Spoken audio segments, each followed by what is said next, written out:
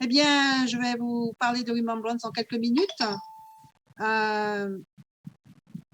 Comme son nom l'indique, Remembrance qui veut dire mémoire, souvenir. C'est un mot un peu vieux de l'ancien anglais. Remembrance est une ode à la mémoire. Je dis une ode à la mémoire parce que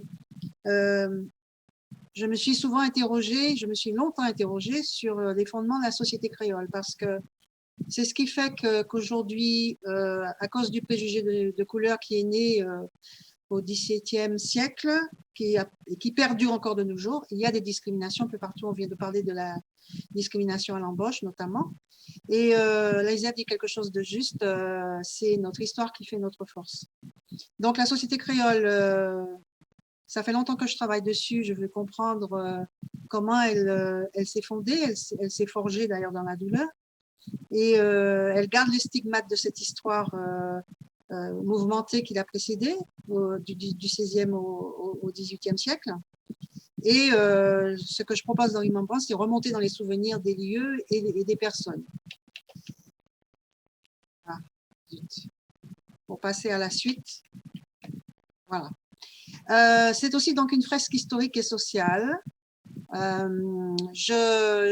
C'est une fiction, bien sûr, que j'ai implantée dans un contexte historique quand même réaliste, où je mets en scène des événements qui ont réellement existé, un contexte qui a existé. Si vous voulez, c'est une espèce de roman historique.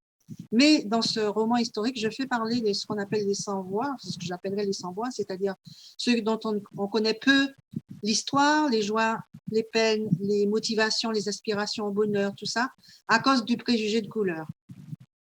Alors, il y a un précédent, la genèse de Remembrance, c'est mon premier jeu vidéo qui s'appelait Me Willow et qui est sorti en 87, donc ça fait plus de 30 ans, qui était le premier jeu historique et culturel des Antilles, sur les Antilles. Mais bon, il a un peu mal vieilli. On peut encore voir des images en pixel art si on fait un Google Images. C'était un jeu à texte, sans son, sans animation, donc vraiment très rudimentaire. Alors, on fait un aller-retour en fait entre deux époques, 1800 et 1900.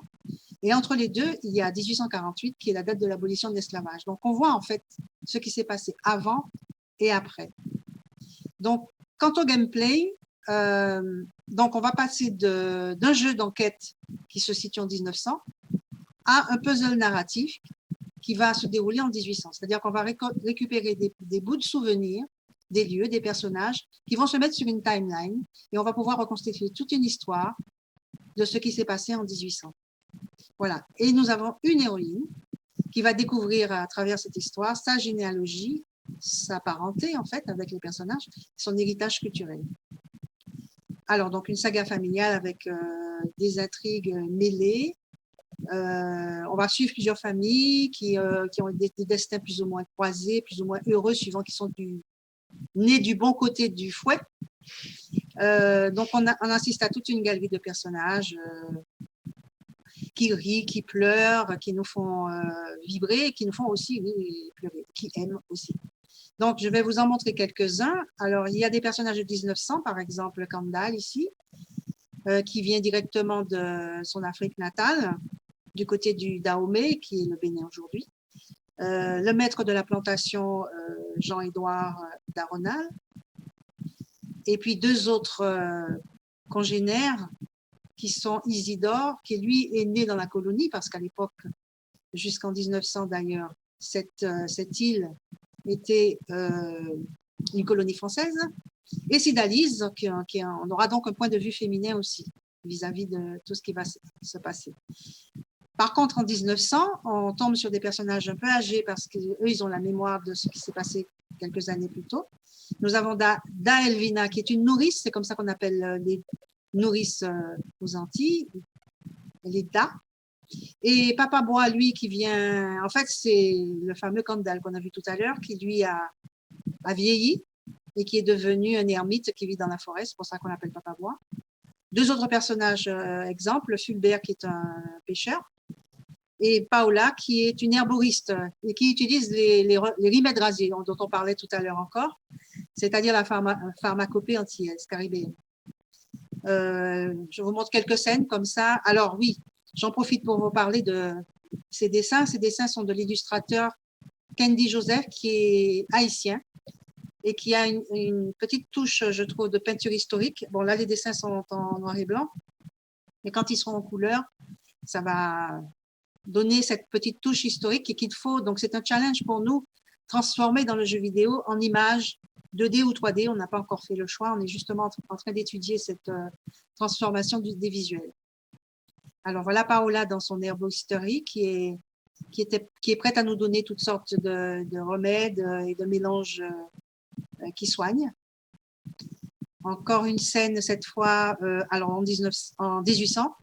Donc, le colon qu'on a vu tout à l'heure est malade, est très malade, il est sur le point de mourir. Donc, on le voit dans sa chambre meublée d'époque, des meubles d'époque.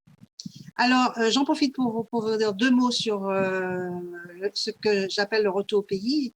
C'est-à-dire que, comme pas mal de gens comme moi qui sont partis faire leurs études à Paris et qui reviennent dans leur province, mais c'est pareil pour les gens de Bordeaux, de Nice, qui sont montés à Paris faire leurs études parce qu'il n'y a pas de formation sur les lieux où ils sont nés. Donc, on a envie de rentrer dans son pays. Pour nous, c'est peut-être plus difficile. Et je voulais, moi, m'implanter, revenir dans mon terroir, mais le risque, c'était que je m'isole. D'abord, le moyen le plus sûr de retourner au pays et de ne pas avoir à se confronter à des problèmes d'embauche, c'est de créer sa propre entreprise, ce que j'ai fait. Mais l'environnement institutionnel est assez décevant et ce n'est pas facile d'évoluer. Ce qui fait que je me suis tournée vers d'autres personnes et Remembrance est un travail de coopération. Vous verrez, l'équipe, elle est très, très diverse. J'ai rencontré donc Laurent, que vous avez entendu tout à l'heure, de Liberty Games à La Réunion, qui est mon producteur finalement. L'illustrateur dont je vous ai parlé est d'Haïti, Candy. Cindy, que vous avez entendu tout à l'heure, a aidé à l'écriture aussi. D'Angoulême, nous avons David et Joy, que vous avez entendu aussi. Finalement, tout ce petit monde-là se connaît. Et puis, donc, Laurent et Rudy à La Réunion et à la Martinique, il y a Margot, que vous avez entendu tout à l'heure. Et puis, bien sûr, pour le marketing et com, je n'ai pas écrit son nom, il y a Mélissandre, évidemment. Donc, voilà l'équipe. Et puis, voilà, je vous ai tout dit. Alors, bien sûr, on ne peut pas quitter Remembrance sans avoir fait une incursion dans le milieu de la culture de la canne à sucre et du rhum. Voilà. À bientôt.